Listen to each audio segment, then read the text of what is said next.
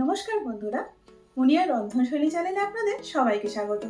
আশা করি আপনারা সবাই খুব ভালো আছেন।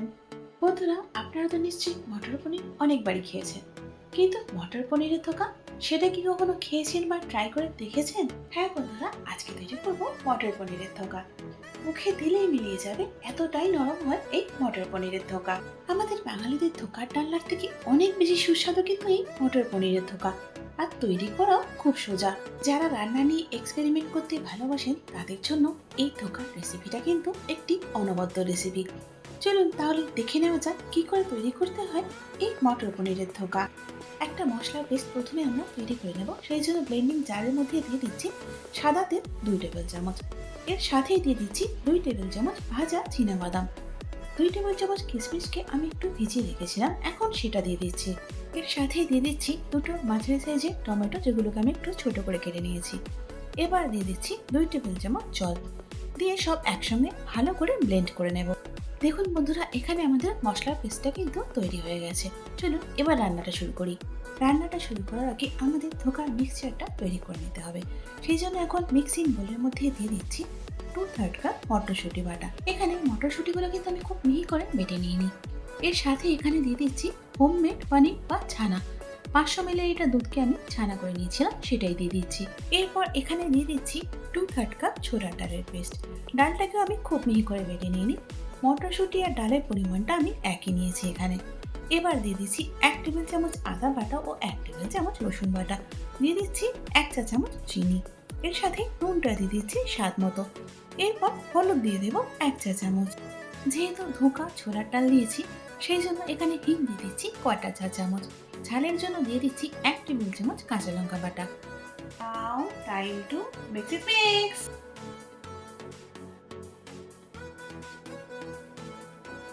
দেখুন বন্ধুরা, এখানে আমাদের ধোকার মিক্সচারটা রেডি হয়ে গেছে। আর এটাকে আমি স্টিম করব, সেই জন্য এই কন্টেনারটার মধ্যে ঢেলে দিচ্ছি। এটাকে আগের থেকে একটু আমি তেল ব্রাশ করে নিয়েছি। এখন ধোকার এই মিশ্রণটা আমি একটু সমান করে নিচ্ছি, যাতে করে স্টিম করার পর যখন কাটবো তখন প্রত্যেকটা পিস যেন সমান হয়। চলুন বন্ধুরা, এখানে আমাদের ধোকার মিশ্রণটা স্টিম করার জন্য তৈরি হয়ে গেছে। এবার এটাকে স্টিম করে ফেলি। স্টিম করার জন্য কড়াতে জল দিয়ে আমি গরম করে নিয়েছি। এখন কড়ার ওপর এই কন্টেনারটা রেখে দিলাম। এখন চাপা দিয়ে গ্যাসের ফ্লেমটাকে লো টু মিডিয়ামে রেখে 30 থেকে 35 মিনিটের জন্য ধোকার এই মিশ্রণটাকে স্টিম করে নেব। 35 মিনিট পর এখন ঢাকাটা খুলে নিলাম। চলুন এবার দেখি ধোকাটা স্টিম হলো কিনা। দেখুন ছুরিটা কিন্তু একদম পরিষ্কার, একটু কিন্তু এর মধ্যে লেগে নেই, অর্থাৎ ধোকাটা পুরোপুরিভাবে স্টিম হয়ে গেছে। এবার এটাকে ঠান্ডা করে নিয়ে আমি পিস কেটে নেব। ধোকাটা ঠান্ডা হয়ে যাওয়ার পর এটাকে আমি প্লেটে নামিয়ে নিয়েছি। এখন আমি এর থেকে পিসগুলো কেটে নিচ্ছি। আমি এখানে স্কোয়ার কাটছি, আপনারা আপনাদের পছন্দ মতো যে কোনোভাবেই কেটে নিতে পারেন। দেখুন বন্ধুরা, এখানে ধোকাগুলো তৈরি হয়ে গেছে। চলুন এবার বাকি রান্নাটা করে ফেলি। প্রথমে ধোকাগুলো ভেজে নেব। সেই জন্য প্যানের মধ্যে সাদা তেল দিয়ে দিচ্ছি। আপনারা চাইলে সর্ষের তেলেও ভাজতে পারেন। তেলটা গরম হয়ে যাওয়ার পর এখন একটা একটা করে ধোকাগুলো আমি তেলের মধ্যে দিয়ে দেব। মিডিয়াম হিটে ধোকাগুলোকে আমি 4 মিনিটের জন্য ভেজে নিয়েছি। এখন এগুলোকে আমি উল্টে দিচ্ছি, আর এভাবে করে লাল লাল করে আমি ভেজে নেব।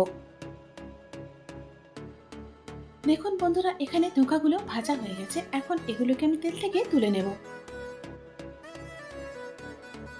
এখন প্যানের মধ্যে দিয়ে দিচ্ছি 4 থেকে 5 টেবিল চামচ ভেজিটেবল অয়েল। এবার ফোড়নের জন্য দিয়ে দিচ্ছি হাফ চা চামচ জিরে ও একটা শুকনো লঙ্কা। এবার ফোড়নগুলোকে কিছুক্ষণের জন্য লো টু মিডিয়াম হিটে নাড়াচাড়া করে নিচ্ছি। দুটো মাঝারি সাইজের পেঁয়াজকে চপ করে নিচ্ছি আমি, সেগুলোই তেলের মধ্যে দিয়ে দিচ্ছি। এখন পেঁয়াজটাকে হালকা গোলাপি রং ধরা অবধি ভেজে নেব। দেখুন বন্ধুরা, পেঁয়াজটা হালকা গোলাপি হতে শুরু করেছে। ঠিক এই সময় এর মধ্যে দিয়ে দিলাম 1 টেবিল চামচ আদা বাটা ও 1 টেবিল চামচ রসুন বাটা।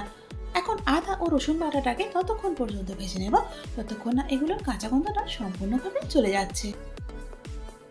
আদা বাটা ও রসুন বাটাটাকে ভালো মতো ভেজে নেওয়ার পর এখন দিয়ে দিচ্ছি আগে থেকে তৈরি করে রাখা মশলার পেস্টটা। সাথে দিয়ে দিচ্ছি 1 টেবিল চামচ ধনের গুঁড়ো। ঝালের জন্য দিয়ে দিচ্ছি লঙ্কার গুঁড়ো 1 চা চামচ এবং হলুদ গুঁড়ো দিয়ে দিচ্ছি 1 চা চামচ। এখন মশলাগুলোকে ততক্ষণ পর্যন্ত লো টু মিডিয়াম হিটে কষিয়ে নেব যতক্ষণ না এর থেকে তেলটা আলাদা হয়ে যাচ্ছে। দেখুন বন্ধুরা, এখানে মশলার থেকে তেলটা ছাড়তে শুরু করে দিয়েছে। ঠিক এই সময় এর মধ্যে দিয়ে দিচ্ছি হাফ কাপ ফ্যাটানো দই। এরপর এখানে দিয়ে দিচ্ছি 1 চা চামচ চিনি। এখন আবারও মশলাগুলোকে কষিয়ে নেব যতক্ষণ না দইয়ের কাঁচা গন্ধটা চলে যায়। এখানে মশলাগুলো ভালো মতো ভাজা হয়ে গেছে। এবার এর মধ্যে আমি দিয়ে দিচ্ছি মিক্সি ধোয়া জল 1 কাপ, আর তার সাথে জল দিয়ে দিচ্ছি হাফ কাপ। টোটাল এখানে আমি 1.5 কাপ জল দিলাম। এবার দিয়ে দিচ্ছি স্বাদ মতো নুন। নুনটা দেওয়ার পর একবার ভালো করে নাড়াচাড়া করে দিচ্ছি যাতে মশলাগুলো জলের সঙ্গে ভালো মতো মিশে যায়। দেখুন বন্ধুরা, গ্রেভিটা ফুটতে শুরু করে দিয়েছে। ঠিক এই সময় এর মধ্যে দিয়ে দিচ্ছি হাফ চা চামচ গরম মশলা গুঁড়ো, দিয়ে দিচ্ছি 1 চা চামচের মতো কাসুরি মেথি পাউডার, আর হাফ চামচের মতো ঘি। এখন এই সব উপকরণগুলো গ্রেভির সঙ্গে ভালো করে একবার মিশিয়ে নাড়াচাড়া করে দিচ্ছি। গ্রেভিটা তো আমাদের রেডি হয়ে গেছে। চলুন এবার এর মধ্যে দিয়ে দিই ভেজে রাখা ধোঁকাগুলো। গ্রেভিতে ধোঁকাগুলো দেওয়ার পর একটু নাড়াচাড়া করে দিচ্ছি যাতে গ্রেভির মধ্যে ধোঁকাগুলো ভালো মতো ডুবে যায় আর গ্রেভির রসটা টেনে একটু নরম হয়ে যায়। ব্যাস, আর কিছুই করার নেই। মিনিট 2 জন্য ফুটিয়ে নিলে তৈরি হয়ে যাবে আমাদের মটর পনিরের ধোঁকা। ধোঁকাগুলো গ্রেভিতে দেওয়ার পর কিন্তু 2 মিনিটের বেশি ফোটাবেন না, কারণ এগুলো এতটাই নরম হয় যে ভেঙে মিশে যাবে। বন্ধুরা, একবার অন্তত এভাবে তৈরি করে দেখুন, সত্যি বলছি খেতে দারুণ সুস্বাদু হয়। দেখুন বন্ধুরা, এখানে মটর পনিরের ধোঁকা কিন্তু আমি পরিবেশন করে দিয়েছি।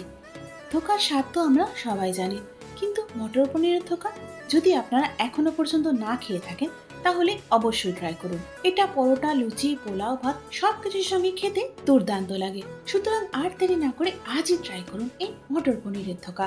আর তৈরি করার পর খেয়ে কেমন লাগলো আমাকে কমেন্টস করে জানাতে কিন্তু ভুলবেন না। বন্ধুরা, আশা করি আজকের এই মটর পনির ধোঁকা রেসিপিটা আপনাদের ভালো লেগেছে। যদি ভালো লেগে থাকে তাহলে একটা লাইক করে দিন, আর তারই সাথে বন্ধু বান্ধব এবং আত্মীয় পরিজনের মধ্যেও শেয়ার করে দিন।